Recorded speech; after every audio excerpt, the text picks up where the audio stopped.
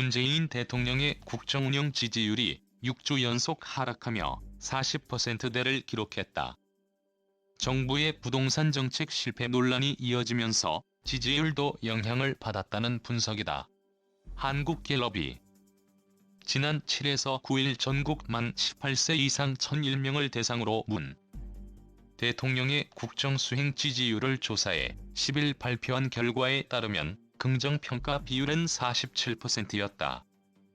지난주에 비해 3% 하락한 수치다.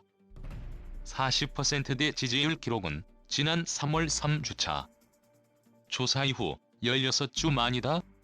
부정평가는 44%로 지난주 대비 5% 상승했다. 한국갤럽은 주로 수도권과 50대에서 두드러졌고 성향별로는 보수층보다 중도, 진보층에서 변화가 많았다고 분석했다.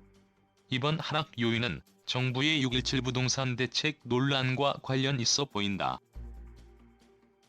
정부가 부동산 정책을 잘하고 있는지 물은 결과 17%만 잘하고 있다고 응답했다. 반면 64%는 잘못하고 있다고 답했다. 부동산 정책 관련 부정평가는 현 정부 출범 후 최고치다. 성연령, 지역 등 세부적으로 살펴봤을 때도 대부분의 응답층에서 부동산 정책을 잘못하고 있다는 의견이 우세했다. 정책 부정평가 이유 집값 비싸다. 1위 부동산 정책 부정평가자에게 그 이유를 물은 결과 집값 상승, 집값이 비쌈이 가장 많았다. 이어 효과 없음, 근본적 대책 아님? 규제 부작용, 풍선 효과, 일관성 없음, 오락가락함, 서민 피해, 서민 살기 어려움 등 순으로 나타났다.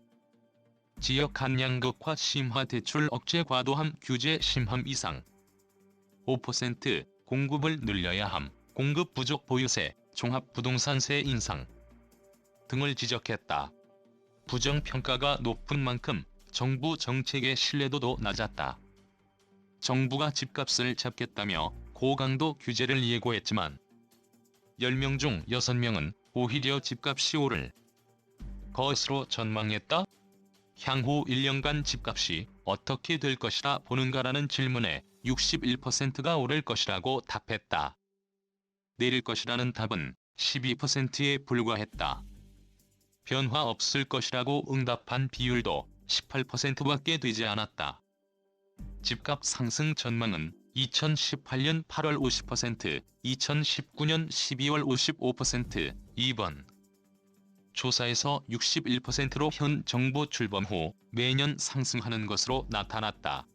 부동산 논란은 2주택자인 노영민 대통령 비서실장이 지난 2일 서울 반포와 충북 청주 아파트 중 청주 아파트를 매물로 내놓고 청와대 고위공직자와 민주당 소속 의원 가운데 다주택자가 많다는 사실이 알려지며 과중됐다.